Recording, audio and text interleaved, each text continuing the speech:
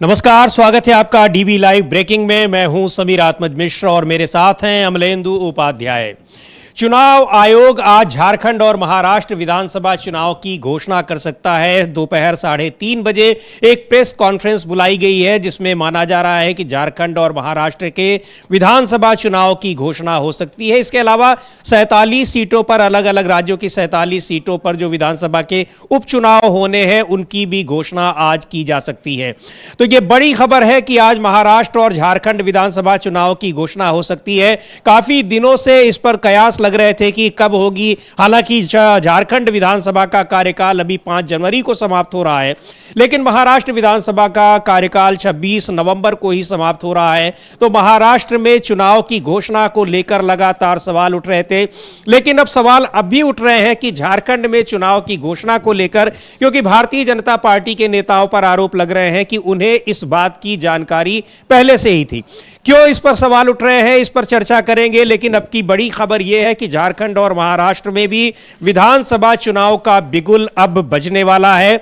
उसके अलावा जो 47 सीटों पर विधानसभा के उपचुनाव होने हैं उनकी भी घोषणा आज की जा सकती है। महाराष्ट्र में 288 सीटें हैं विधानसभा में और झारखंड में 81 सीटें हैं।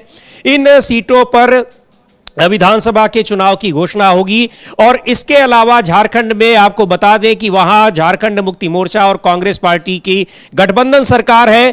पिछली बार गठबंधन में चुनाव लड़ा था और अभी भी वहां गठबंधन यानी इंडिया गठबंधन चुनाव में साथ उतरने को तैयार है। दूसरी ओर एनडीए गठबंधन है। महाराष्ट्र में एनडीए गठबंधन जिसको महायुति कहते हैं, यानी भारतीय जनता पार्टी, शिवसेना, एकनाथ शिंदे गुट की और अजित पवार के गुट की एनसीपी, इनकी गठबंधन सरकार है। और वहां पर अब इंडिया गठबंधन चुनौती देने को तैयार है। इंडिया गठबंधन में कांग्रेस पार्टी, शिवसेना, उद्धव ठाकरे गुट और शरद पवार के गुट वाली एनसीपी, इनका गठबंधन है। गठबंधन को लेकर लगातार एनडीए गठबंधन में पिछले काफी दिनों से वहां गठबंधन में टूट फूट की भी खबरें चल रही हैं। बहरहाल अब जब चुनाव की घोषणा हो जाएगी तब ये सारी चीजें बिल्कुल स्पष्ट हो जाएंगी कि गठबंधन में कौन साथ में है और कौन नहीं है, कौन सी पार्टी एनडीए गठबंधन में साथ रहती है और कौन सी नहीं रहती है। इंडिया गठबंधन में जिस तरह से लगातार वहां एक मजबूती की खबरें आ रही हैं या एकजुटता की कोशिशें हो रही हैं और वो दिख रही हैं। हालांकि सीट शेयरिंग को लेकर अभी वहां पर भी कोई फाइनल बातचीत नहीं हुई है, लेकिन लगातार गठबंधन के नेता ये कह रहे हैं कि उसमें कोई किसी तरह की दिक्कत नहीं आने वाली है। तो आज की अभी बड़ी खबर यही है कि झारखंड और महाराष्ट्र में विधानसभा चुनाव की घोषणा आज होने वाली है। दोपहर 3:30 बजे चुनाव आयोग ने एक प्रेस कॉन्फ्रेंस बुलाई है जिसमें इन दोनों ही राज्यों में विधानसभा चुनाव की घोषणा की जा सकती है। हरियाणा विधानसभा चुनाव में जिस तरह से ईवीएम को लेकर लगातार सवाल उठ रहे हैं, उन सवालों का जवाब अभी तक इलेक्शन कमीशन ने नहीं दिया है। कांग्रेस पार्टी ने जो शिकायत की है, लिखित शिकायत की है, लेकिन मुख्य चुनाव आयुक्त राजीव कुमार ने एक बार फिर कहा है कि ईवीएम बिल्कुल संदेह से परे हैं और वो पूरी तरीके से फुल प्रूफ है, यानी उनमें कोई किसी तरह की गड़बड़ी नहीं है। क्या कहा राजीव कुमार ने, एक बार उसको सुनेंगे, उसके बाद आपको बताएंगे कि चुनाव आयोग घोषणा कर रहा है आज। लेकिन आरोप लग रहे हैं कि भारतीय जनता पार्टी के नेताओं को चुनाव आयोग की जानकारी पहले से ही रहती है कि वो किन तारीखों पर चुनाव की घोषणा करने वाला है। पहले सुनते हैं मुख्य चुनाव आयुक्त राजीव कुमार को। हमारी उम्मीद है कि इलेक्शन जो हो फ्री एंड फेयर हो, बायस ना हो, ईवीएम पर सही सटीकता रहे। इस पर क्या कहना चाहेंगे सर? एक महत्वपूर्ण सवाल, क्योंकि हमेशा से इलेक्शन कमीशन पर उठता रहा है। सवाल का जवाब पब्लिक देती है जी सर। वोटिंग में परसेंटेज और वोटिंग में पार्टिसिपेट करके पब्लिक जवाब देती है सवाल का। जहां तक ईवीएम्स और इन सब का प्रश्न है वो 100% फुल, मैं कई बार बता चुका हूं। फिर आज अगर ये प्रश्न उठेगा तो फिर बताएंगे। Thank you. तो ईवीएम बिल्कुल फुल प्रूफ है और ये बता रहे हैं मुख्य चुनाव आयुक्त राजीव कुमार। और आज अब झारखंड और हरियाणा में विधानसभा चुनाव की घोषणा होने जा रही है। 3:30 बजे चुनाव आयोग ने प्रेस कॉन्फ्रेंस बुलाई है और उसमें इन दोनों ही राज्यों में चुनाव की घोषणा की जाएगी। लेकिन सवाल फिर से उठ रहे हैं ईवीएम को लेकर। हरियाणा चुनाव में सवाल उठे, लेकिन सवाल ये भी उठ रहे हैं कि आखिर भारतीय जनता पार्टी के नेताओं को चुनाव की तारीखों की जानकारी कैसे रहती है। झारखंड में भारतीय जनता पार्टी माफ कीजिएगा, झारखंड मुक्ति मोर्चा के प्रदेश अध्यक्ष मनोज पांडे ने यह सवाल उठाया है। सुनते हैं एक बार क्या कह रहे हैं मनोज पांडे और क्यों यह सवाल उठा रहे हैं कि उन भारतीय जनता पार्टी के नेताओं को यह जानकारी क्यों रहती है। इलेक्शन कमीशन ने ये तय कर दिया कि अब 3:30 बजे झारखंड के साथ साथ महाराष्ट्र का भी घोषणा होगी। कितने तैयार हैं आप लोग अब की इलेक्शन पर? देखिए, तैयार तो हम हमेशा इलेक्शन मोड में ही रहते हैं, क्योंकि हम जनहित के काम करते हैं। हमारा जो कमिटमेंट होता है वो धरातल पर उतरता है। जन सेवा के माध्यम से राजनीति का एक उत्कृष्ट उदाहरण आपको मिलेगा झारखंड में हेमंत सोरेन जी की सरकार में। तो उसके माध्यम से हम हमेशा इलेक्शन के लिए तैयार हैं। लेकिन आज इलेक्शन का घोषणा होना है और इसकी जानकारी कल ही भाजपा नेताओं को हो जाती है। बहुत गंभीर विषय है। क्या भाजपा नेताओं के इशारे पर आयोग काम करता है? हेमंता विश्व शर्मा जी का एक बाइट है कल, उन्होंने बोलते बोलते ये बोल दिया कि कल तो चुनाव की घोषणा हो जाएगी। बड़ा अजीब लगता है इस कदर किसी आयोग को कठपुतली बना के रखना। तो कैसे भारतीय जनता पार्टी के नेताओं को यह जानकारी रहती है कि कब घोषणा होनी है, कब चुनाव वहां पर होने हैं, किन तारीखों पर होने हैं, और यहां तक कि तारीखें टाल भी दी जाती हैं उनकी मांग पर, जैसा कि हरियाणा में हम लोगों ने देखा था 1 अक्टूबर को होने थे, लेकिन भारतीय जनता पार्टी के नेताओं की मांग पर चुनाव आयोग ने वहां टाल दिया, चुनाव की तारीखें टाल दी। इन सारी चीजों को लेकर चुनाव आयोग पर लगातार सवाल उठ रहे हैं और अब भी ये सवाल उठ रहा है कि आखिर झारखंड में भी चुनाव होंगे, तारीखों का ऐलान चुनाव आयोग करने जा रहा है। चुनाव आयोग की प्रेस विज्ञप्ति आने से पहले या चुनाव आयोग की तरफ से कोई घोषणा होने से पहले भारतीय जनता पार्टी के नेताओं को यह जानकारी कैसे हो जाती है, यह सवाल उठा रहे हैं झारखंड मुक्ति मोर्चा के नेता मनोज पांडे। तो निश्चित तौर पर यह सवाल बड़ा सवाल है और लगातार चुनाव आयोग पर इस तरह के सवाल विपक्षी नेता उठाते रहे हैं, आरोप लगाते रहे हैं कि वो सरकार के लिए या भारतीय जनता पार्टी के लिए काम कर रही है। इस तरह के आरोप लगते रहे हैं।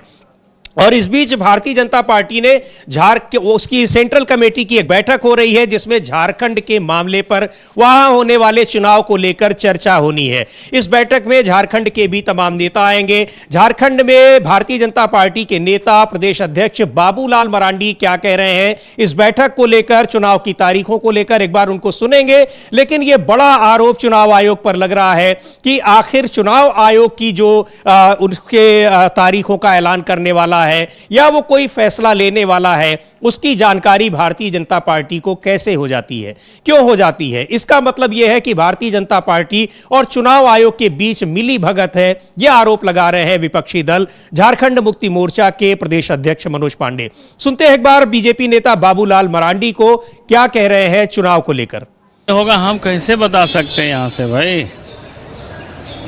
अब दिल्ली बुलाए हैं तो हम बैठक में बैठेंगे, वहीं पता चलेगा कि क्या क्या एजेंडा है, तो अभी नहीं पता है।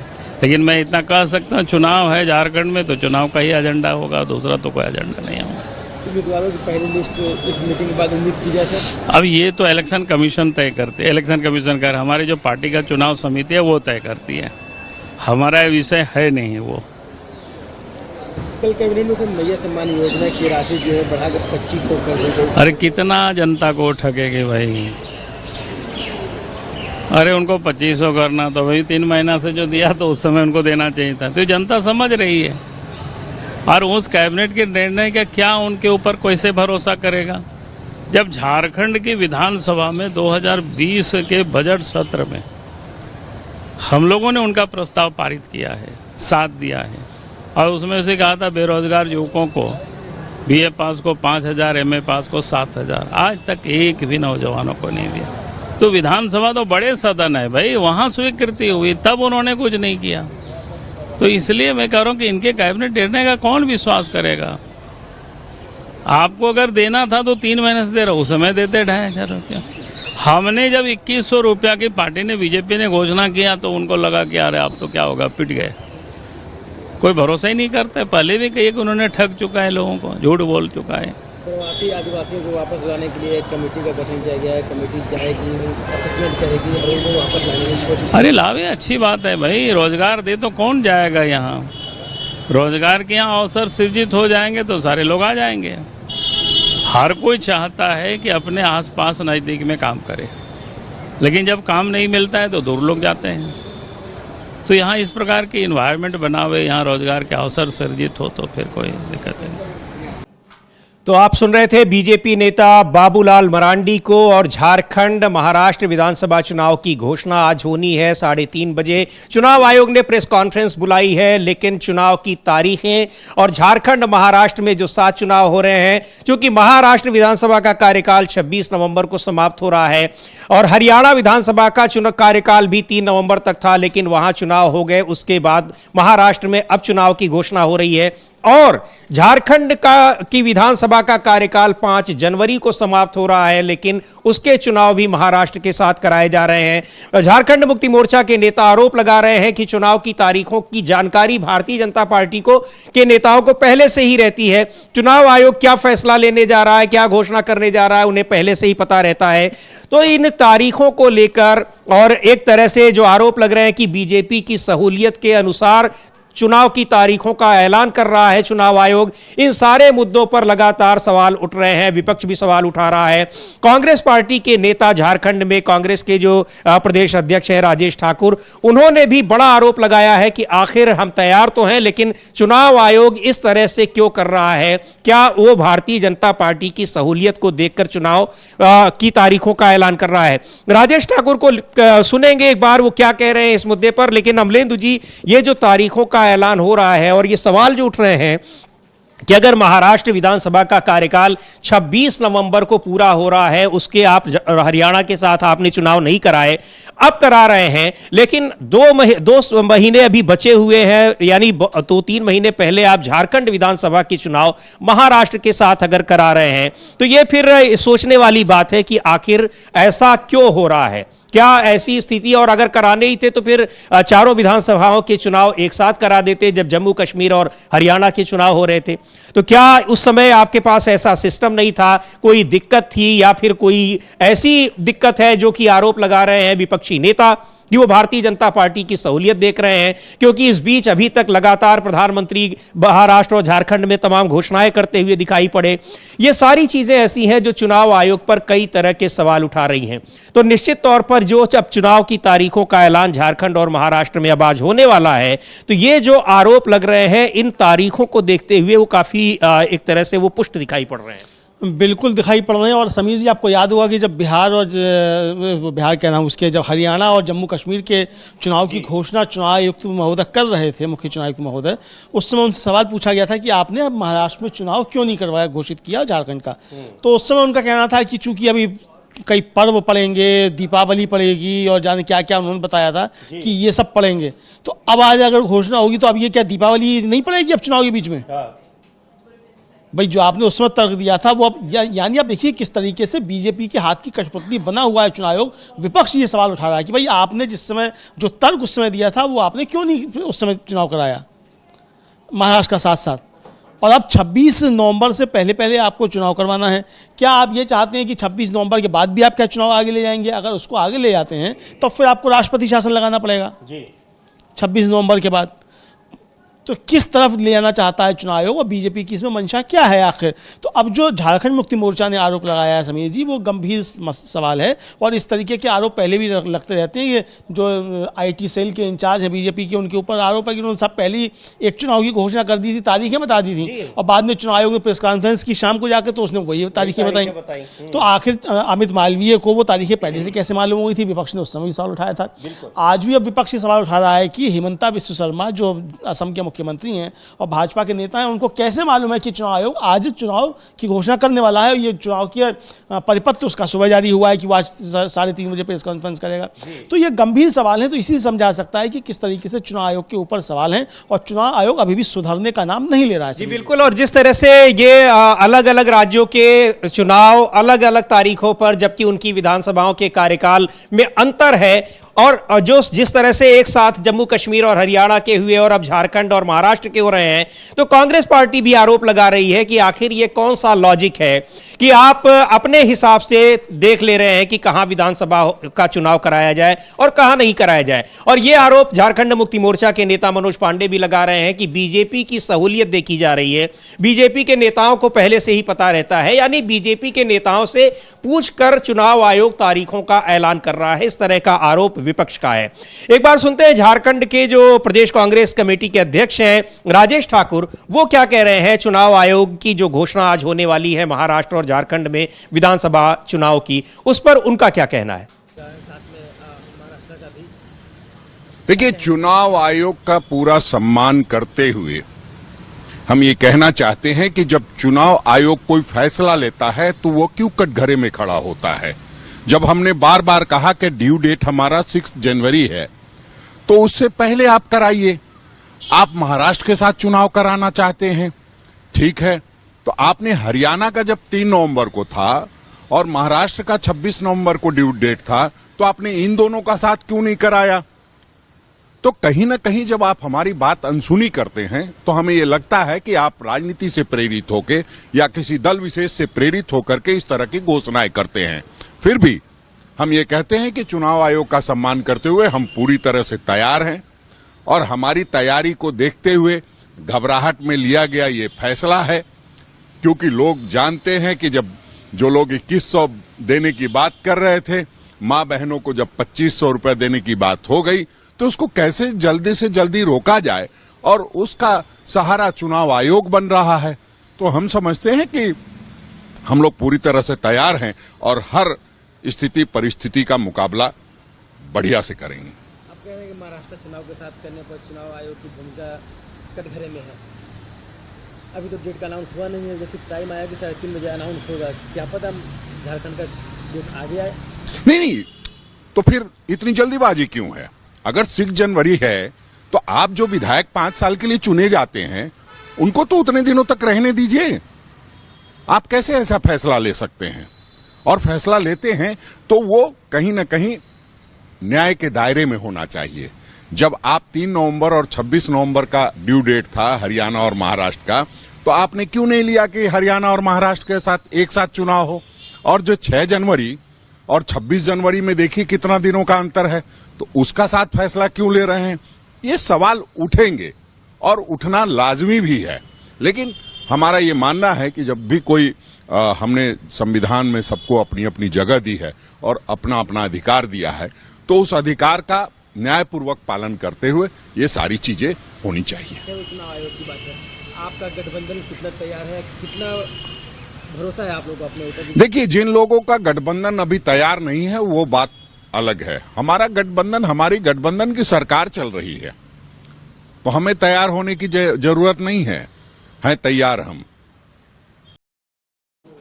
तो कांग्रेस नेता राजेश ठाकुर बड़ा सवाल उठा रहे हैं कि आखिर 2 महीने 3 महीने पहले झारखंड के चुनाव कराने की क्या जरूरत है, महाराष्ट्र चुनाव के साथ क्यों करा रहे हैं। हालांकि इंडिया गठबंधन और कांग्रेस पार्टी पूरी तरह से तैयार है, लेकिन ये सवाल वो उठा रहे हैं कि आखिर क्यों कराए जा रहे हैं, जब नवंबर में ही महाराष्ट्र विधानसभा का कार्यकाल समाप्त हो रहा था, लेकिन उसके चुनाव झारखंड हरियाणा के साथ नहीं कराए गए। तो झारखंड विधानसभा का कार्यकाल में तो अभी समय है, आखिर वो पहले क्यों कराए जा रहे हैं, महाराष्ट्र के साथ क्यों कराए जा रहे हैं। हालांकि उनका यह भी कहना है कि वो तैयार हैं, इंडिया गठबंधन पूरी तरह से चुनाव के लिए तैयार है और इसका वो पूरी तरह से गठबंधन एकजुट भी है, ये वो बता रहे हैं, यानी झारखंड मुक्ति मोर्चा और कांग्रेस पार्टी वहां पर इसी तैयार पूरी तरह से भारतीय जनता पार्टी भी है। और भारतीय जनता पार्टी के नेता प्रवक्ता प्रदीप भंडारी को भी एक बार सुनते हैं क्या कह रहे हैं वो। झारखंड और महाराष्ट्र में जब विधानसभा चुनाव का ऐलान होने वाला है तो भारतीय जनता पार्टी किस तरह से तैयार है। हालांकि एनडीए गठबंधन की अगर बात करें तो महाराष्ट्र में कम से कम वो तैयार नहीं दिख रहा है, क्योंकि गठबंधन के जो घटक दल हैं उनके बीच लगातार विवाद की खबरें आ रही हैं, मनमुटाव की खबरें आ रही हैं और खबरें यहां तक आ रही हैं कि शायद घटक दल के जो घटक दल हैं उनमें से कुछ एनडीए से अलग भी हो सकते हैं। खासतौर पर अजीत पवार को लेकर ये लगातार ये बातें आ रही हैं, कैबिनेट की बैठकों को छोड़कर वो चले जा रहे हैं, मुख्यमंत्री और उप मुख्यमंत्री के साथ वो तमाम कार्यक्रमों में नहीं जा रहे हैं और इन न जाने के बाद वो सफाई भी दे रहे हैं कि आखिर वो क्यों नहीं जा रहे हैं। ये सारी चीजें ऐसी बता रही हैं कि वहां जो एनडीए गठबंधन है यानी महायुति है उसमें सारी चीजें ठीक नहीं है। लेकिन भारतीय जनता पार्टी के प्रवक्ता प्रदीप भंडारी कह रहे हैं कि पार्टी बिल्कुल तैयार है, एनडीए गठबंधन चुनाव के लिए बिल्कुल तैयार है। सुनते हैं क्या कह रहे हैं बीजेपी प्रवक्ता Pradeep Bhandari. The Bharatiya Janata Party and NDA is fully prepared for Maharashtra and Jharkhand elections. We are confident that like Haryana, Maharashtra will vote a pro-incumbency government, which is the Bharatiya Janata Party-led NDA government. The people of Jharkhand are frustrated because of vote bank and corrupt politics of Mr. Hemant Soren, and they are eager to vote a pro-development, pro-tribal government under Bharatiya Janata Party. In Maharashtra, on one hand, you have the Mahavinash Aghadi, and on the other hand, it is a Bharatiya Janata Party-led Mahayukti, which has provided welfare benefits in form of Ladki Behna Yojana to more than 2 crore women in Maharashtra. We are very confident, like Haryana exposed the jhoot ki dukaan of the Congress party, Maharashtra and Jharkhand will say no to Congress-led alliance. Upcoming months will see a positive campaign from the end of the Bharatiya Janata Party, and we will counter any fake news, any negative campaign at the end of the Congress Party. We are confident that under the leadership of Honorable Prime Minister, both the state governments will see a BJP government. तो Bharatiya Janata party भी पूरी तरह से तैयार है चुनाव के लिए। महाराष्ट्र में, झारखंड में प्रदीप भंडारी बीजेपी के प्रवक्ता हैं, बता रहे थे। लेकिन इस बीच एक बड़ी खबर आ रही है, जो वक्फ संशोधन अधिनियम को लेकर संयुक्त संसदीय समिति बनी है उसकी बैठक हुई और बैठक में क्या अपडेट है, क्या बड़ी खबर आ रही है, अमलेंदु जी बताएं। समीर जी, आज संसद की संयुक्त समिति जो है वक्फ बोर्ड को लेकर जो बनी थी उसकी बैठक अभी चल रही है। अल्पसंख्यक मामलों के मंत्रालय ने समिति के समक्ष अपना प्रस्तुतिकरण दिया, जो उनका अपना तर्क था वो उन्होंने रखा अल्पसंख्यक मामलों के मंत्रालय ने। और वक्फ विधेयक पर संसद जो बैठक है इससे विपक्षी सांसदों ने वॉकआउट किया है जी। ये अभी की खबर है ताज़ा, बिल्कुल हाल फिलहाल की, कि विपक्षी सांसद जो हैं उन्होंने इस समिति से वॉकआउट किया है जी। तो वक्फ संशोधन विधेयक को लेकर जिसे जेपीसी को दे दिया गया था, यानी संयुक्त संसदीय समिति, ज्वाइंट पार्लियामेंट्री कमेटी को, उसकी बैठकें लगातार जारी हैं और विपक्ष के जो उसमें सांसद हैं, राज्यसभा लोकसभा दोनों ही सदनों के उसमें सदस्य होते हैं जेपीसी में, तो विपक्षी सदस्यों ने इस मामले में वॉकआउट किया है। जब अल्पसंख्यक मंत्रालय अपना उसमें प्रेजेंटेशन दे रहा था, यानी वो अपनी बात रख रहा था, संशोधन विधेयक क्यों लाया जा रहा है उससे संबंधित जब वो अपने तर्क रख रहा था तो उससे सहमत नहीं हुए और वो वॉकआउट कर गए। ये बड़ी खबर है अभी की। और इस बीच महाराष्ट्र और झारखंड में विधानसभा चुनाव की घोषणा आज होने वाली है। चुनाव आयोग ने 3:30 बजे दोपहर में प्रेस कॉन्फ्रेंस बुलाई है और इसमें चुनाव की घोषणा होगी। चुनाव को लेकर राजनीतिक दल तैयारी अपनी बता रहे हैं कि वो पूरी तरह से तैयार हैं, लेकिन विपक्ष इंडिया गठबंधन ये सवाल उठा रहा है कि आखिर झारखंड और महाराष्ट्र के चुनाव एक साथ क्यों कराए जा रहे हैं, जबकि दोनों की विधानसभाओं के कार्यकाल समाप्त होने में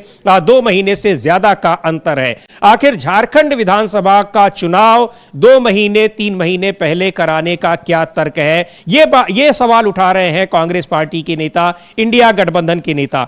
इंडिया गठबंधन के नेताओं ने यह सवाल भी उठाया है कि आखिर चुनाव की तारीखों का ऐलान चुनाव आयोग करने जा रहा है, लेकिन उसकी जानकारी भारतीय जनता पार्टी के नेताओं को कैसे हो जाती है पहले से ही, और क्यों हो रही है। ये झारखंड मुक्ति मोर्चा के प्रदेश अध्यक्ष हैं मनोज पांडे, उन्होंने कहा कि हिमंता बिस्वा शर्मा असम के मुख्यमंत्री वो पहले ही कह दे रहे हैं कि आज यानी मंगलवार को चुनाव की घोषणा होने वाली है। आखिर ये जानकारी उनको कैसे हो जाती है, क्या चुनाव आयोग जो भारतीय जनता पार्टी के नेता हैं उनसे पूछकर उनकी सहूलियत को देखकर उनके हिसाब से क्या तारीखों का ऐलान करते हैं।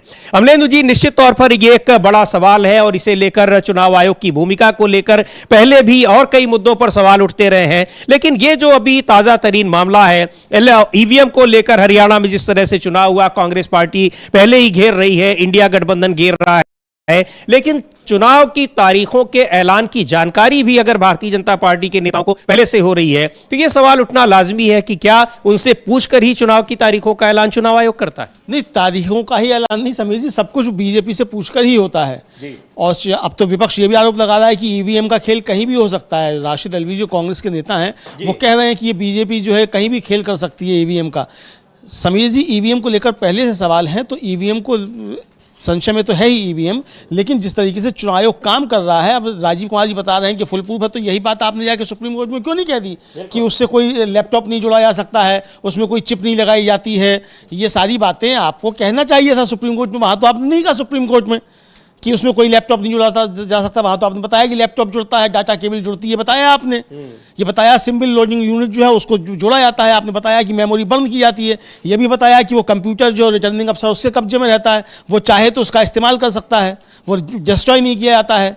ये सारी बातें आपको सुप्रीम कोर्ट में बतानी चाहिए थी, जो आपने नहीं बताई। तो इसको लेकर गंभीर सवाल है। लेकिन जिस तरीके से आज ये मसला उठा है कि हेमंता विश्व शर्मा ने कल ही बता दिया था कि आज चुनाव आयोग जो है घोषणा करेगा और सुबह चुनाव आयोग जारी करता है अपना परिपत्र कि वो शाम 3:30 बजे प्रेस कॉन्फ्रेंस करेगा, तो ये तो साफ तौर पे दिख रहा है कि आखिर हेमंता विश्व शर्मा को ये जानकारी कैसे मिली। बिल्कुल सवाल ये है। तो चुनाव आयोग ने अगर नहीं बताया था हेमंता विश्व शर्मा को, या हेमंता विश्व शर्मा ने या बीजेपी ने अगर चुनाव आयोग को नहीं दी थी डेट्स की आपको कब डेट्स घोषित करनी है, तो ये मालूम कैसे पड़ गया था? ये सवाल तो निश्चित तौर पर। और सवाल चूंकि महाराष्ट्र के विधानसभा चुनाव के खास तौर पर यह हो रहा था कि पहले हरियाणा और जम्मू कश्मीर के साथ ही होंगे, लेकिन नहीं हुआ। और उसके बाद यह हुआ कि परिणाम निकलने के बाद यानी 8 अक्टूबर के बाद घोषणा हो सकती है, लेकिन अब भी 1 हफ्ते का समय लगा दिया चुनाव आयोग ने। उस पर जब यह सवाल उठा रहा है विपक्ष की क्या भारतीय जनता पार्टी के नेताओं से पूछकर वो चुनाव की तारीखों का ऐलान करता है, तो निश्चित तौर पर यह आरोप पुख्ता होते दिखाई पड़ रहे हैं चुनाव आयोग के ऊपर। ईवीएम मशीनों को लेकर हरियाणा चुनाव के बाद कांग्रेस पार्टी के निशाने पर चुनाव आयोग है। मुख्य चुनाव आयुक्त तो राजीव कुमार भले ही ईवीएम को एक बार फिर वो फुल प्रूफ बता रहे हैं, लेकिन कांग्रेस पार्टी लगातार सवाल उठा रही है और कांग्रेस पार्टी ने जो लिखित में उसको अपनी शिकायतें दर्ज कराई है तमाम तथ्यों और प्रमाणों के आधार पर, अभी तक चुनाव आयोग ने आधिकारिक रूप से उसका जवाब नहीं दिया है। सुनते हैं एक बार कांग्रेस नेता राशिद अलवी क्या कह रहे हैं ईवीएम को लेकर, और खास तौर पर जो हरियाणा में अभी पिछले दिनों चुनाव हुए जहां कांग्रेस पार्टी ने शिकायत की है कि लगभग 20 सीटों पर ईवीएम मशीनों की गड़बड़ी बिल्कुल सामने आई है, जिसको प्रमाण के तौर पर बहुत सारे एविडेंस है, तथ्य है, उन सारी चीजों को उनके साथ चुनाव आयोग को शिकायत की गई है। राशिद अलवी कांग्रेस पार्टी के नेता हैं, सुनते हैं क्या कह रहे हैं वो। की जाएगी, आप लोग कितने आश्वस्त हैं? महाराष्ट्र की बात करें या फिर झारखंड की बात करें, अगर फ्री एंड फेयर इलेक्शन होता है, जिसकी उम्मीद मुझे बहुत कम, तो भारतीय जनता पार्टी का सफाया हो जाएगा। लेकिन आज बड़ा सवाल है कि इलेक्शन कमीशन किस तरह चुनाव कराता है।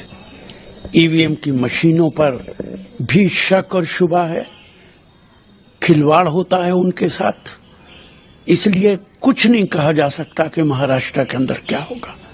हमने छत्तीसगढ़ के अंदर देखा है, मध्य प्रदेश के अंदर देखा है, और अब हरियाणा के अंदर सारे एग्जिट पोल कह रहे थे, हरियाणा का हर नागरिक कह रहा था कि कांग्रेस पार्टी की सरकार बनेगी, लेकिन नतीजा आते आते कुछ और आया है। इसलिए महाराष्ट्र के अंदर सारे विपक्ष को दबाव बनाना चाहिए कि ईवीएम से चुनाव न होकर बैलेट पेपर से चुनाव हो, वरना मुझे शक है कि महाराष्ट्र के अंदर भारतीय जनता पार्टी की सरकार और इलेक्शन कमीशन कुछ भी कर सकते हैं। मतलब आप चुनाव होते हैं तो आप लोग चुनाव हार देते? मेरा कहना है कि अगर इस्राइल 600 किलोमीटर दूर से घर बैठे बैठे पेजर और वॉकी टॉकी के जरिए लोगों को मार सकता है, तो ईवीएम की तो कोई औकात ही नहीं है। और प्रधानमंत्री के बहुत अच्छे रिश्ते हैं इसराइल के साथ। इसराइल इन मामलात के अंदर एक्सपर्ट है, इसलिए ईवीएम का बड़ा खेल कहीं भी हो सकता है और उसके लिए भारतीय जनता पार्टी चुनाव से पहले ये सारे काम कर लेती है।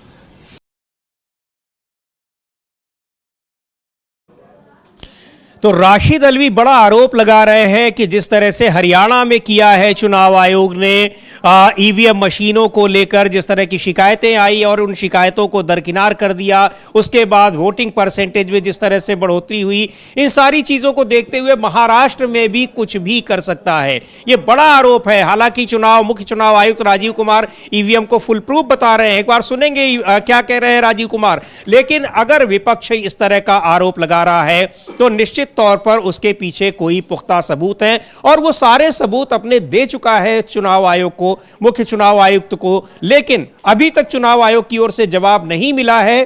पर चुनाव आयुक्त, मुख्य चुनाव आयुक्त लगातार ये कह रहे हैं कि ईवीएम मशीनें फुल प्रूफ हैं। आखिर ये जो अमलेंदु जी राशिद अलवी कह रहे हैं कि महाराष्ट्र में भी कुछ भी हो सकता है, तो क्या लग रहा है कि ये विपक्षी दल शिकायत करते जाएंगे, चुनाव आयोग अपने हिसाब से काम करता जाएगा और जैसे फिर चुनाव के बाद इसी तरह के आरोप लगेंगे, या एक बात ये भी कह रहे हैं कि सारे विपक्षी दलों को मिलकर इस पर एकजुट होकर कोई बड़ा कदम उठाना चाहिए? क्या लगता है कि कांग्रेस पार्टी अब इस पर कोई बड़ा कदम उठाएगी? अब देखिए समीर जी, जब इतने आरोप लग रहे हैं तो कदम उठाना चाहिए, इसमें तो कोई दो राय नहीं है। वो कदम किस तरीके का हो सकता है ये तो कांग्रेस को तय करना है कि वो क्या कदम उठाती है, क्या कदम नहीं उठाती है। लेकिन ये मसला बहुत ज़्यादा गंभीर है और लगातार आरोप लग रहे हैं ईवीएम को लेकर। हरियाणा में तो बहुत खुलकर आ गए, यहाँ तक कि कांग्रेस को कहना पड़ा कि हम इस मतलब जो रिजल्ट है इसको स्वीकार नहीं करते। जब इस रिजल्ट को आप स्वीकार नहीं करते तो इसका अगला एक्शन होना चाहिए। सिर्फ चुनाव आयोग से मिलकर मेमोरेंडम देने से काम नहीं चलेगा, सारे इसके रास्ते होने चाहिए। अरे कम से कम चुनाव आयोग पर एक प्रदर्शन ही कांग्रेस आयोजित कर दे जी, इतना ही करे कि हरियाणा में आपने बेईमानी की है। अगर आप ये आरोप लगा रहे हैं कि बेईमानी हुई है और चुनाव आयोग में शामिल है तो फिर चुनाव आयोग पर आपका प्रदर्शन होना चाहिए। बिल्कुल। तो ये कौन करेगा? हम थोड़ी करेंगे ये जाकर, ये तो कांग्रेस को ही करना है या जो भी संबंधित दल हैं उनको करना है। अब चुनाव आयोग अगर आज घोषणा कर रहा है और कल हेमंत बिस्वा शर्मा बता दे रहे हैं कि साहब कल चुनाव आयोग घोषणा करेगा, तो ये महाराष्ट्र के जो झारखंड के जो दल हैं उनको चुनाव आयोग पर सवाल उठाना चाहिए, उनको करना चाहिए। तो अभी तक झारखंड मुक्ति मोर्चा का इस पर बयान आया, किसी और का बयान इस पर क्यों नहीं आया? बिल्कुल सही बात है। लेकिन सुनेंगे कि झारखंड मुक्ति मोर्चा के नेता जो मनोज पांडे ने, उन्होंने ये जो हेमंता बिस्वा शर्मा के बयान के आधार पर यह सवाल उठाया है कि आखिर भारतीय जनता पार्टी के नेताओं को कैसे पता चल जाता है। तो हेमंता बिस्वा शर्मा ने ऐसा क्या कहा जिसके आधार पर उन्होंने कहा कि हेमंता बिस्वा शर्मा को इस बात की जानकारी पहले से ही हो गई कि चुनाव आयोग तारीखों का ऐलान करने वाला है, महाराष्ट्र में भी और झारखंड में भी। हेमंता बिस्वा शर्मा को सुनते हैं, क्या कहा उन्होंने। लगभग हो चुका है, 9-11 उसी का रेंज में हो जाएगा और कल शाम तक मेरा लगता है कि पूरा कमीशन घोषणा कर देने का तुरंत बाद, काल परसों तुरंत हम लोग अलायंस का भी घोषणा कर दूंगा। और लगभग तो ये इस तरह से इतने दावे के साथ हेमंता बिस्वा शर्मा कह रहे हैं जैसे चुनाव आयोग में उनकी या तो गहरी पैठ है या फिर वो चुनाव आयोग लगातार उनके संपर्क में है या फिर चुनाव आयोग उन्हीं से पूछकर तारीखों का ऐलान कर रहा है। इसी बात को उठा रहे हैं झारखंड मुक्ति मोर्चा के नेता मनोज पांडे और कह रहे हैं कि आखिर उनको कैसे पता है। तो ईवीएम पर लगातार सवाल उठ रहे हैं इस तरह के और चुनाव आयोग की तमाम कार्यशैली पर सवाल उठ रहे हैं। अब जब तारीखों के ऐलान की भी बात है, हालांकि माना यह जा रहा था जिस तरह से लगातार प्रधानमंत्री नरेंद्र मोदी के दौरे झारखंड और महाराष्ट्र में हो रहे थे, तो उससे भी यह बात पता लग रही थी कि जब तक ये दौरे पूरे नहीं हो जाएंगे, जो उनके कार्यक्रम हैं वो पूरे नहीं हो जाएंगे, तब तक शायद वहां पर चुनाव की तारीखों का ऐलान ना हो। लेकिन अगर एग्जैक्ट तारीख, उसकी जानकारी अगर भारतीय जनता पार्टी के नेता दे रहे हैं, जो कि केवल चुनाव आयोग ही जान रहा है, चुनाव आयुक्त और मुख्य चुनाव आयुक्त और दूसरे चुनाव आयुक्त या फिर जो और कॉन्फिडेंशियल अधिकारी हैं, तो फिर यह सवाल उठना लाजमी है कि भारतीय जनता पार्टी को यह जानकारी कैसे हो जा रही है। एक बार सुनेंगे झारखंड मुक्ति मोर्चा के प्रदेश अध्यक्ष मनोज पांडे क्या कह रहे हैं और क्यों आरोप लगा रहे हैं कि चुनाव आयोग के फैसलों की जानकारी भारतीय जनता पार्टी के नेताओं को पहले ही हो जा रही है। इलेक्शन कमीशन ने ये तय कर दिया कि अब 3:30 बजे झारखंड के साथ साथ महाराष्ट्र का भी घोषणा होगी। कितने तैयार हैं आप लोग अब इलेक्शन पर? देखिए, तैयार तो हम हमेशा इलेक्शन मोड में ही रहते हैं, क्योंकि हम जनहित के काम करते हैं। हमारा जो कमिटमेंट होता है वो धरातल पर उतरता है। जन सेवा के माध्यम से राजनीति का एक उत्कृष्ट उदाहरण आपको मिलेगा झारखंड में हेमंत सोरेन जी की सरकार में। तो उसके माध्यम से हम हमेशा इलेक्शन के लिए तैयार हैं। लेकिन आज इलेक्शन का घोषणा होना है और इसकी जानकारी कल ही भाजपा नेताओं को हो जाती है। बहुत गंभीर विषय है। क्या भाजपा नेताओं के इशारे पर आयोग काम करता है? हेमंता विश्व शर्मा जी का एक बाइट है कल, उन्होंने बोलते बोलते ये बोल दिया कि कल तो चुनाव की घोषणा हो जाएगी। बड़ा अजीब लगता है। इस कदर किसी आयोग को कठपुतली बना के रखना गंभीर बात।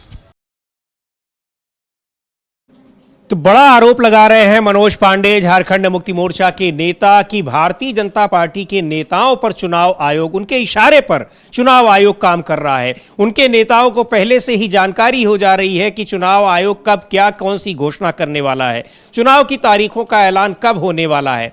तो ये बात, ये एक संवैधानिक संस्था के ऊपर अगर ये आरोप लग रहे हैं, विपक्षी दल आरोप लगा रहे हैं, तो निश्चित तौर पर चुनाव आयोग को इसका स्पष्टीकरण देना चाहिए। लेकिन चुनाव आयोग उन सारे आरोपों को एक सिरे से, बिल्कुल सिरे से खारिज कर देता है, एक छोटे से जवाब से खारिज कर देता है। बिल्कुल उसी तरह जैसे हरियाणा में ईवीएम मशीनों में धांधली को लेकर आरोप लगे, 20 के लगभग 20 सीटों पर इस तरह के आरोप लगे कि वहां ईवीएम मशीनों में खराबी थी और उसकी शिकायत भी की गई अधिकारियों को, लेकिन उस पर कोई संज्ञान नहीं लिया गया। और आखिरकार वो उन सीटों पर, तमाम सीटों पर जहां ये आरोप लगे, वो फैसले भारतीय जनता पार्टी के पक्ष में आए। एक बार सुनते हैं कि ईवीएम मशीनों को लेकर जो सवाल उठ रहे हैं, कांग्रेस पार्टी ने उसकी लिखित शिकायत भी की है, उस पर मुख्य चुनाव आयुक्त राजीव कुमार का क्या जवाब होता है।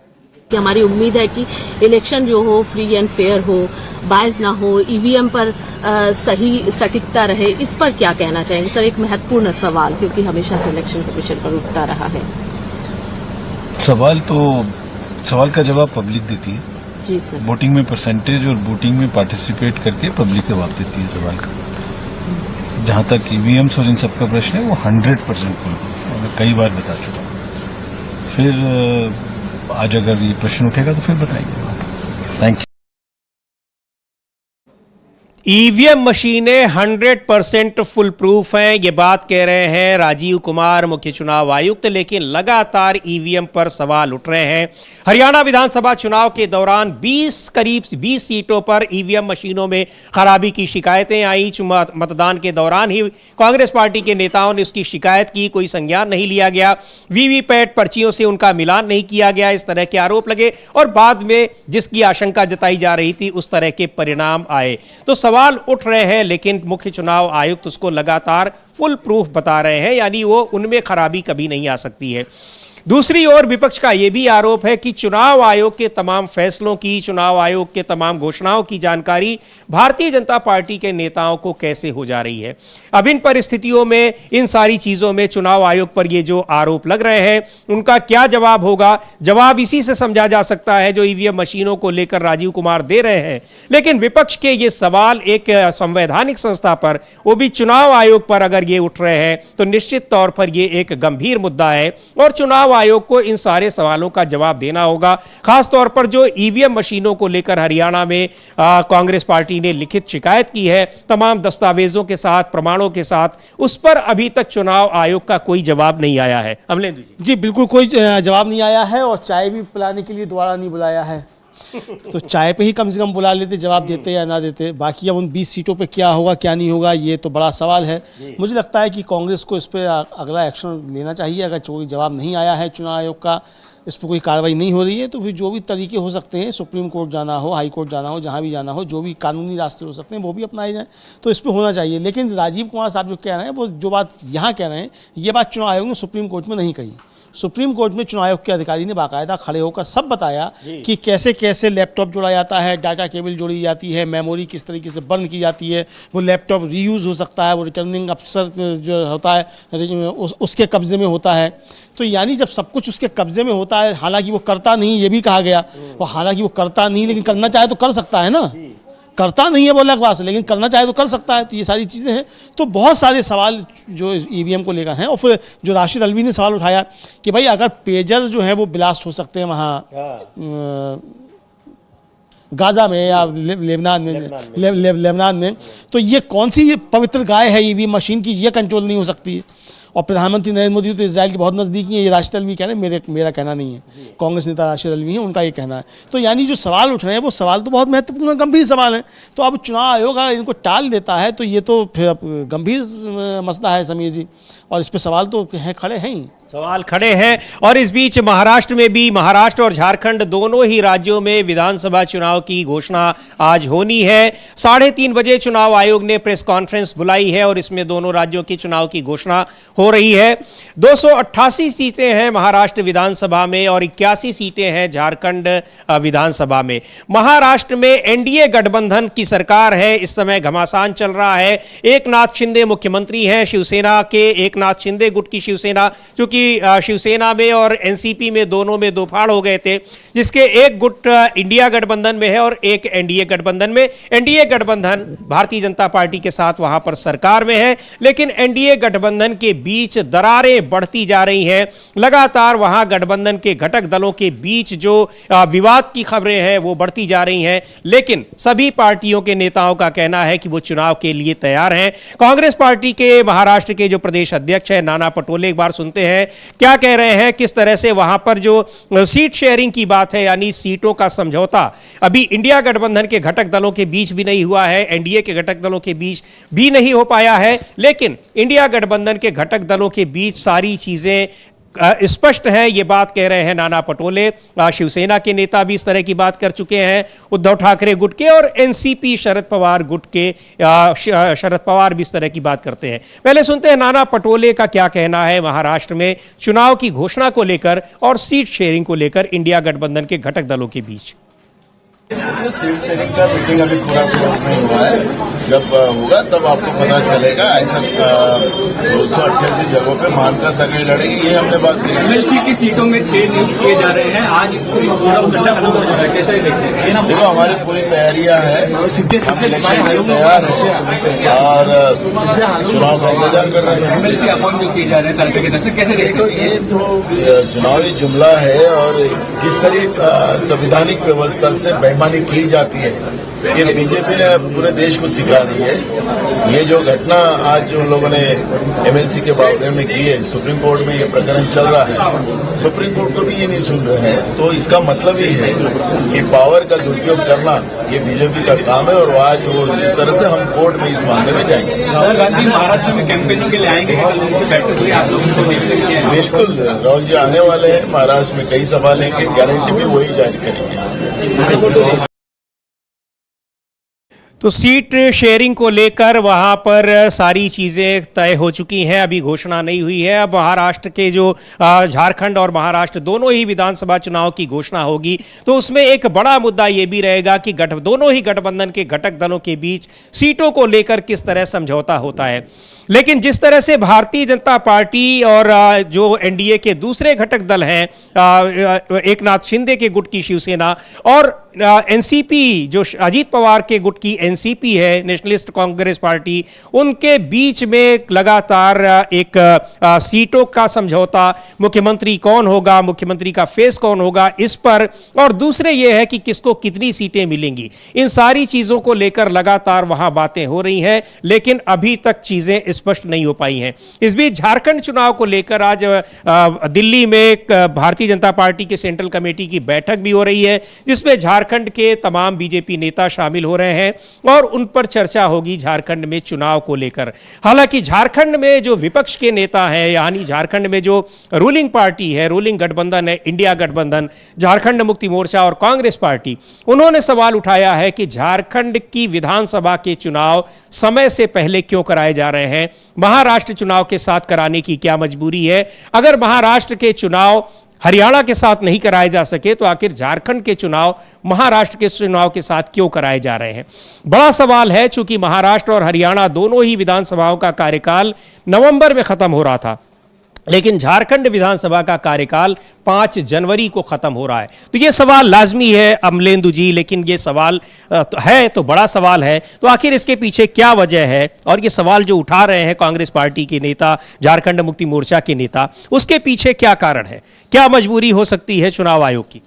नहीं, चुनाव आयोग की मजबूरी क्या है समीर जी? वो तो झारखंड मुक्ति मोर्चा तो साफ साफ आरोप लगा रहा है कि बीजेपी के इशारे पे काम हो रहा है। तो चुनाव आयोग की मजबूरी तो यही समझी जा सकती है अगर इस तरह की कोई मजबूरी है। और जैसा कि मैंने शुरू में ये सवाल उठाया कि भाई जब आपने हरियाणा और जम्मू कश्मीर के चुनाव की घोषणा की थी, तब आपने कहा था कि महाराष्ट्र और झारखंड के चुनाव इसलिए अभी नहीं करवा रहे हैं चूँकि अभी कई पर्व पड़ेंगे, बाढ़ आएगी, सारी चीज़ें होंगी। तो पर्व तो अब भी पड़ रहे हैं, आपने बाकायदा गणेशोत्सव और दीपावली और गंगा दशहरा सबका आपने नाम लिया था। तो ये तो सारे अब पड़ रहे हैं, दीपावली आएगी अब बीच में चुनाव के, तो अब ये कैसे होगा?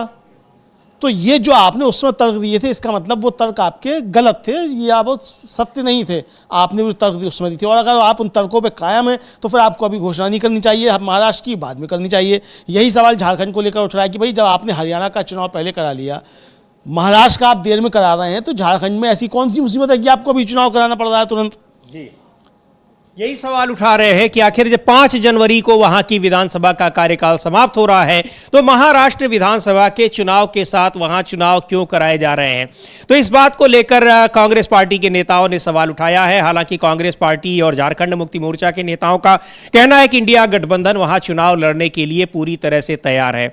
उसी तरह से महाराष्ट्र में भी इंडिया गठबंधन के नेताओं का कहना है कि वो चुनाव के लिए तैयार हैं, और जो इंडिया गठबंधन के घटक दल हैं, चाहे कांग्रेस पार्टी हो, चाहे एनसीपी उस शरद पवार के गुट की एनसीपी हो, या फिर शिवसेना हो उद्धव ठाकरे गुट की, उनके बीच में सीट शेयरिंग को लेकर किसी तरह का कोई विवाद नहीं है, कोई कंफ्यूजन नहीं है।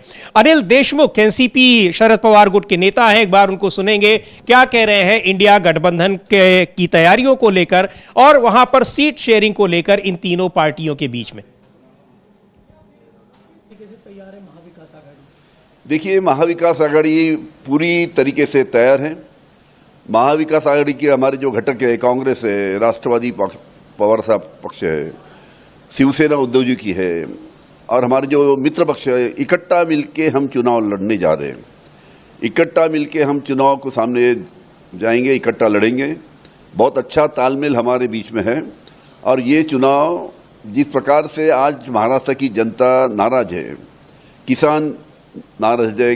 2 साल में भारतीय जनता पार्टी की सरकार ने कपास को दाम नहीं दिया, सोयाबीन को दाम नहीं मिला, यहाँ पे हमारे विदर्भ में संतरा और मौसम्बी उसको दाम नहीं है, धान को दाम नहीं है, उधर प्याज होता है महाराष्ट्र में कुछ डिस्ट्रिक्ट में। तो ये किसान बहुत नाराज है। फर्टिलाइजर की कीमतें बढ़ गई है, इंसेक्टिसाइड की कीमतें बढ़ गई है, उसी प्रकार महंगाई बढ़ गई है। जो खाने का तेल जो घर में लगता है खाना बनाने के लिए, वो तेल 100 रुपये लीटर था, अभी 145-150 रुपये लीटर हो गया है। उसी प्रकार हमारी युवा है, बड़े बड़े उद्योग जो महाराष्ट्र में आने वाले थे, बड़े बड़े उद्योग जो मिहान में नागपुर में आने वाले थे, ये उद्योग जैसे टाटा फॉक्सकॉन जो मिहान में आने वाला था, टाटा फॉक्सकॉन मिहान में नागपुर में आता तो उसमें करीबन 1.5 लाख युवाओं को नौकरी मिल सकती थी। लेकिन ये टाटा फॉक्सकॉन जो नागपुर के मिहान में आने वाला था, वो उद्योग गुजरात में गया।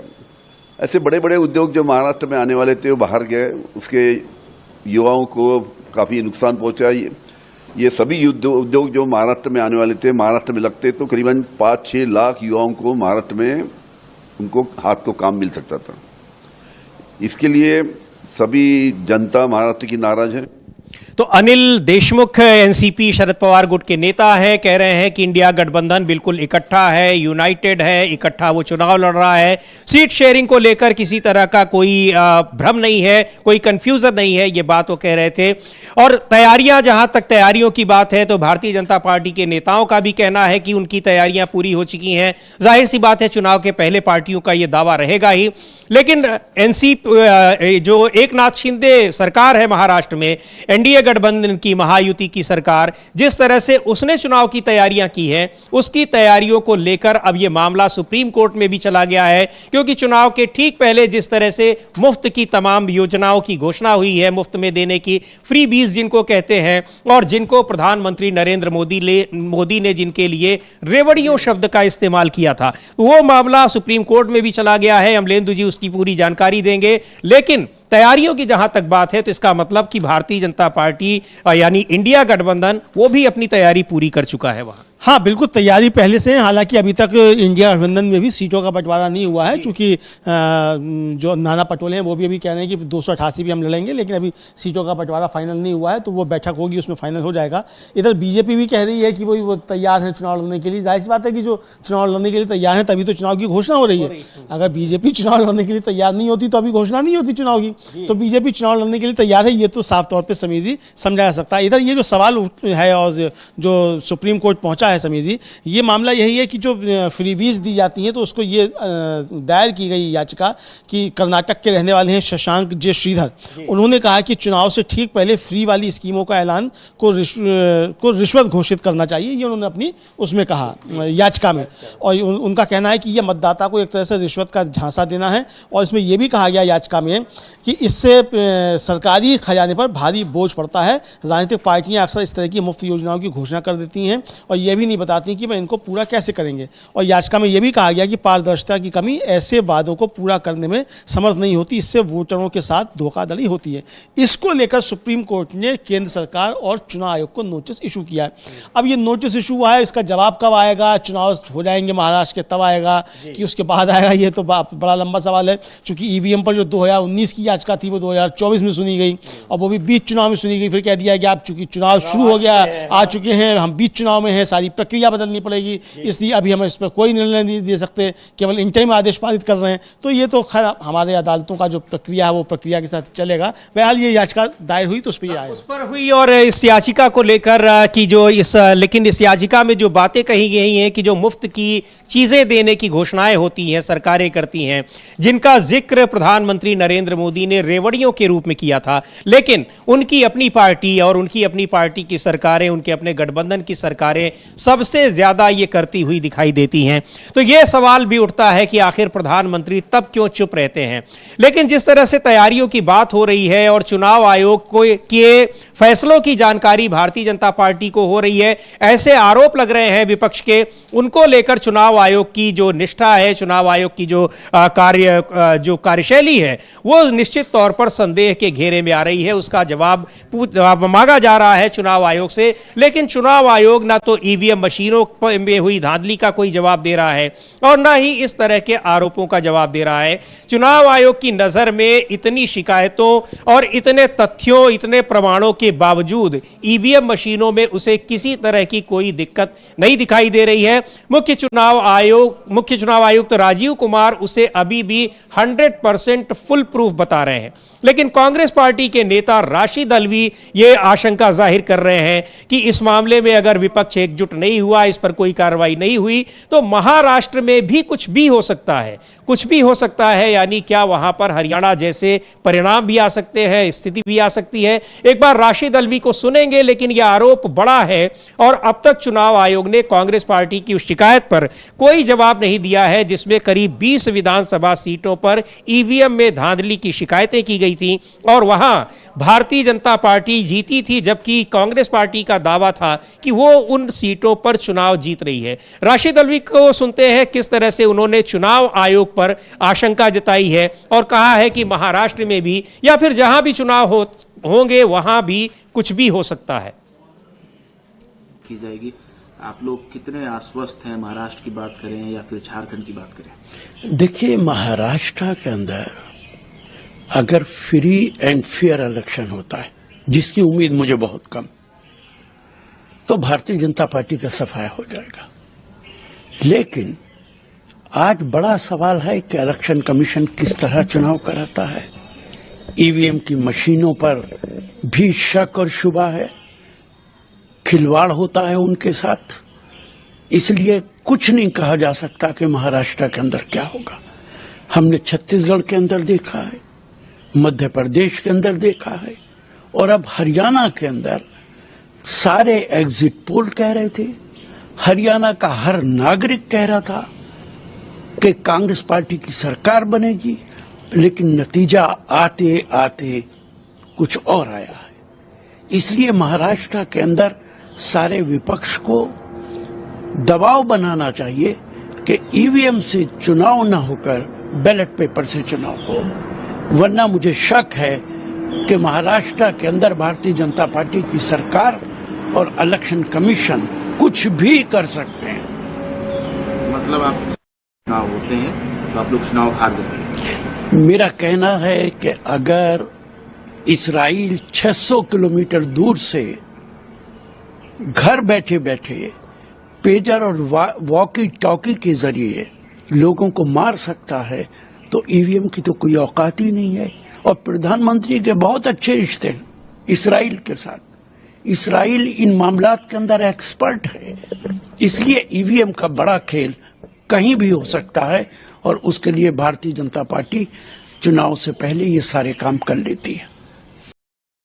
तो बीजेपी और चुनाव आयोग मिलकर, बीजेपी की सरकार, चुनाव आयोग मिलकर कुछ भी कर सकते हैं। ईवीएम को लेकर बड़ा सवाल उठा रहे हैं, भारतीय जनता पार्टी के ऊपर भी आरोप लगा रहे हैं और चुनाव आयोग भारतीय जनता पार्टी की संलिप्तता का जो आरोप लगा रहे हैं बहुत ही गंभीर आरोप है। और इसके अलावा महाराष्ट्र में जो विपक्षी दल हैं, चाहे वो शिवसेना के नेता संजय राउत हो और अब कांग्रेस पार्टी भी ये आरोप लगा रही है कि वहां की सरकार महाराष्ट्र की अस्मिता को खतरे में डाल रही है, उसके गौरव को खतरे में डाल रही है, गुजरात से संचालित हो रही है।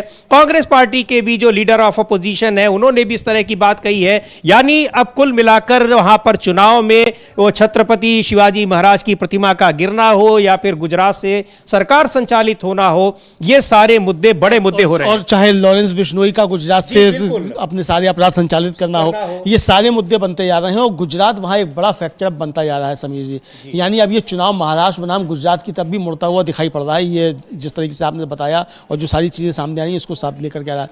जो विजय वडेट्टीवार हैं जिनका आप जिक्र कर रहे थे, कांग्रेस के बड़े नेता हैं और नेता विपक्ष हैं, उनका भी बयान आ गया है इसको लेकर के गुजरात किस तरीके से, मतलब एकनाथ शिंदे की सरकार जो है वो गुजरात के चरणों में बैठी हुई है। और उन्होंने ये भी खुलासा किया है कि ये जो मॉडल कोड ऑफ कंडक्ट जो है इसको टाला गया और चुनाव में जो देरी की गई उसके पीछे 7 MLC का मनोनयन था। वो 7 MLC जो है मनोनीत करा लिए गए हैं गवर्नर से और अगर चुनाव के बाद होते तो फिर ये 7 MLC नहीं बन पाते एनडीए के। तो इसलिए जो है ये आचार संहिता लग जाती, तो इसलिए ये जो था वो महाराष्ट्र के चुनाव में देरी की गई। जी बिल्कुल। और ये लगातार ये सवाल झारखंड के भी जो झारखंड मुक्ति मोर्चा के नेता हैं कि चुनाव आयोग भारतीय जनता पार्टी के नेताओं से कंसल्ट करके उनसे सलाह लेकर तारीखों का ऐलान कर रही है। महाराष्ट्र में भी ये आरोप लगा रहे हैं, लेकिन एक बड़ा आरोप ये है कि जिस तरह से गुजरात से महाराष्ट्र की सरकार संचालित होने और महाराष्ट्र की तमाम गतिविधियों का केंद्र गुजरात में होने के आरोप लग रहे हैं, वो बड़े आरोप हैं क्योंकि गुजरात और महाराष्ट्र के बीच वैसे भी एक तरह की एक जो क्षेत्रीय तनातनी होती है वो शुरू से रही है। तो ये सारे मुद्दे अब भारतीय जनता पार्टी और एनडीए सरकार पर भारी पड़ते दिखाई पड़ रहे हैं। एनडीए में वहां जो महायुति है उसमें पहले ही जो घटक दलों के बीच में खींचतान जारी है। अजीत पवार हो, चाहे एकनाथ शिंदे हो और चाहे भारतीय जनता पार्टी के नेता वहां देवेंद्र फडणवीस हो, उनके बीच में सीट शेयरिंग, मुख्यमंत्री का चेहरा, ये सब तमाम ऐसे मुद्दे हैं जिन पर लगातार वार्ताओं के बावजूद गतिरोध बना हुआ है। अजीत पवार अपनी नाराजगी साफ तौर पर लगातार दिखा रहे हैं, लेकिन एकनाथ शिंदे जिस तरह से भारतीय जनता पार्टी पर दबाव डाल रहे हैं कि उन्हें सबसे ज्यादा सीटें चाहिए और मुख्यमंत्री के तौर पर उनके ही फेस पर चुनाव लड़ना चाहिए, वो भी भारतीय जनता पार्टी के लिए मुश्किलों भरा साबित होने जा रही है। और विपक्ष का ये आरोप बड़ा हो रहा है कि किस तरह से महाराष्ट्र की अस्मिता और महाराष्ट्र के गौरव के साथ एकनाथ शिंदे की सरकार समझौता कर रही है। निश्चित तौर पर छत्रपति शिवाजी महाराज की प्रतिमा जो 1 साल भी उसके उद्घाटन के नहीं हुए थे, प्रधानमंत्री ने उद्घाटन किया था, उसका गिर जाना हवा के एक झोंके से और यह आरोप लगाना कि सरकार गुजरात से संचालित हो रही है। और जैसा अभी अमलेंदु जी कह रहे हैं कि वहां लॉरेंस बिश्नोई के तार जिस तरह से गुजरात की जेल में, साबरमती जेल में है और महाराष्ट्र में तमाम आपराधिक घटनाओं को अंजाम दे रहे हैं, जो आरोप लग रहे हैं, इन सारी चीजों पर एकनाथ शिंदे की सरकार वो घिरी नजर आ रही है और इनका जवाब उसके पास बहुत मुश्किल हो रहा है देना। और दूसरी तरफ जो गठबंधन के अपने सहयोगी हैं भारतीय जनता पार्टी के, उनके साथ समझौता किस आधार पर होगा, कैसे होगा, इसको लेकर भारतीय जनता पार्टी की ही सबसे ज्यादा मुश्किलें हैं। क्योंकि भारतीय जनता पार्टी किसी भी स्थिति में न तो एकनाथ शिंदे के गुट वाली शिवसेना को ज्यादा सीटें देगी और न ही वो एकनाथ शिंदे को मुख्यमंत्री का चेहरा बनाकर चुनाव लड़ पाएगी। जी बिल्कुल, अभी तक तो यही है कि बीजेपी एकनाथ शिंदे को मुख्यमंत्री का चेहरा बना के चुनाव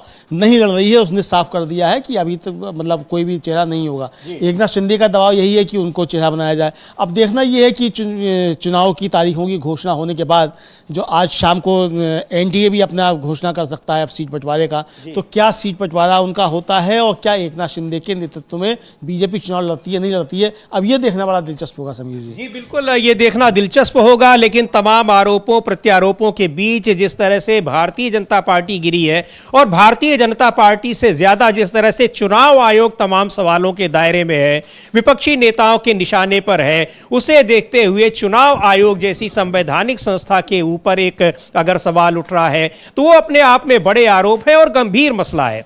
चुनाव आयोग की निष्ठा पर, चुनाव आयोग की जो सत्तारूढ़ पार्टी है उसके साथ साठगांठ के आरोप लग रहे हैं। झारखंड मुक्ति मोर्चा के नेता मनोज पांडे को एक बार फिर सुनेंगे। उन्होंने सीधे तौर पर कहा है कि भारतीय जनता पार्टी के नेताओं, झारखंड मुक्ति मोर्चा के प्रदेश अध्यक्ष हैं मनोज पांडे, उनका आरोप है कि भारतीय जनता पार्टी के नेताओं को चुनाव आयोग क्या घोषणा करने जा रहा है, कब तारीखों की घोषणा करेगा, ये सारी जानकारी पहले ही हो जा रही है। तो आखिर ये कैसे हो रही है, एक बार सुनते हैं मनोज पांडे को। इलेक्शन कमीशन ने ये तय कर दिया कि अब 3:30 बजे झारखंड के साथ साथ महाराष्ट्र का भी घोषणा होगी। कितने तैयार हैं आप लोग अब की इलेक्शन पर?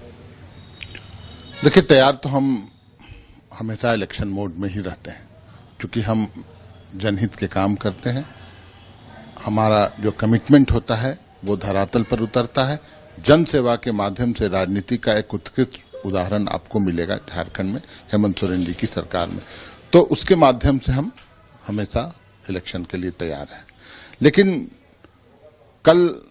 आज इलेक्शन का घोषणा होना है और इसकी जानकारी कल ही भाजपा नेताओं को हो जाती है। बहुत गंभीर विषय है। क्या भाजपा नेताओं के इशारे पर आयोग काम करता है? हेमंता विश्व शर्मा जी का एक बाइट है कल, उन्होंने बोलते बोलते ये बोल दिया कि कल तो चुनाव की घोषणा हो जाएगी। बड़ा अजीब लगता है। इस कदर किसी आयोग को कठपुतली बना के रखना गंभीर बात।